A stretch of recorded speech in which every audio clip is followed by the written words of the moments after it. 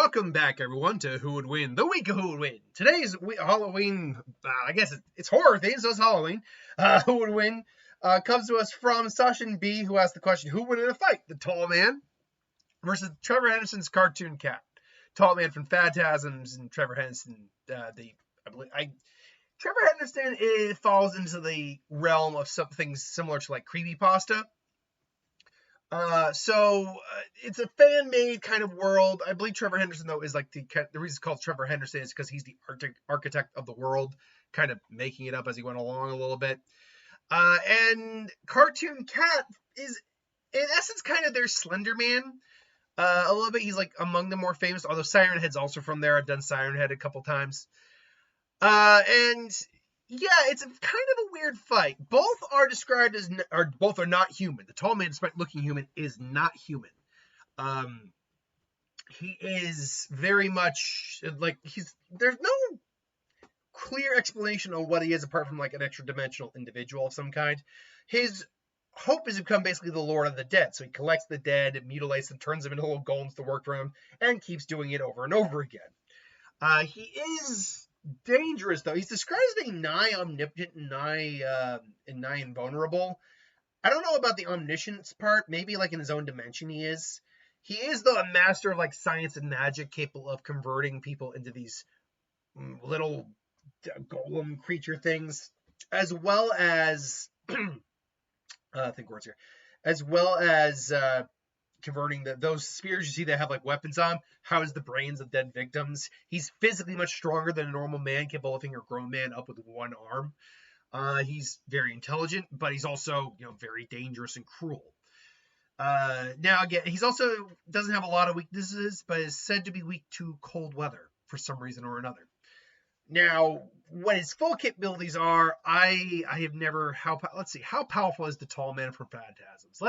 Let's see if we can look that up. How powerful? Let's try that again. No T. How powerful is the tall man? All right. How powerful is the tall man? Is a powerful character with supernatural abilities, including strength, telekinesis. We know he does have that as a shape-shifting. Can change his appearance to trick his victims. Immortality. Machine gave the tall man immortality. Now, is that invulnerability immortality? Like you could not be damaged, or you just don't age, or like you could come back from near anything. Accomplices, he can surround himself with demonic creatures and severed body parts. If any part of the tall man's body is severed, he can transform. It can transform into a hostile insect-like creature or bleed a yellow substance. Okay, so that actually is very key, that he can be injured. It might take a lot to do it, but he can be injured. It's just that it's like the thing. It just turns into another creature. It's like, it does that. The cartoon cat, though, is interesting. He's described as being a creature based kind of like on rubber hose animation, and his body is such because it literally can meld, it can stretch, it can morph. It's very malleable, giving him even enhanced durability, strength. He's basically nigh immortal and nigh invulnerable, if not immortal and invulnerable. He's also very sadistic and likes to play his food, can mess with acoustic sounds in the environment. He is also capable of redacting information about himself. And you know what? Why don't we actually get the Cartoon Cat's abilities up here a bit more in depth? How powerful is Cartoon Cat?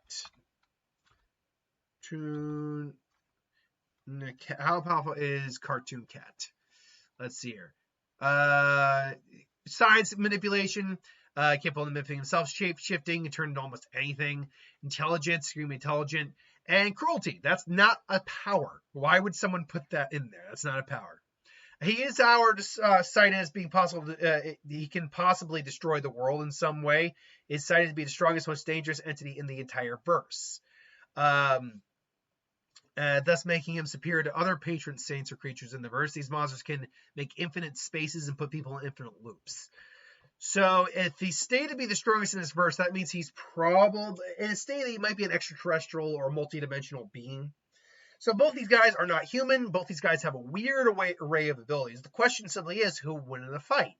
And to answer that question in this case, it would have to be, first off, would these two actually fight? I think the cartoon cat would screw with the tall man far more than the tall man would want to screw with the cartoon cat. Tall man is more interested in actual living individuals versus this weird thing. Plus, there's hardly anyone in his verse that's actually trying to contend with him, so there's that as well. But, more to the point, it's about the damage you can inflict on something versus the damage you can take. And in this case, the tall man doesn't really have anything really designed to hurt the cartoon cat. He's more specifically designed to, he's more capable of just dealing with normal humans without any difficulty. Just their squishy meat suits that crunch real good. But here, it's not so clear cut. Because of the nigh invulnerability of the cartoon cat, it's difficult to say whether or not he'd be able to even hurt him. I mean, with rubber hose physics, he can literally, basically he has a level of Toon Force is what he has.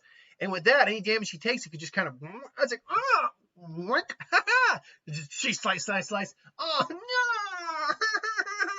Doink, doink, doink.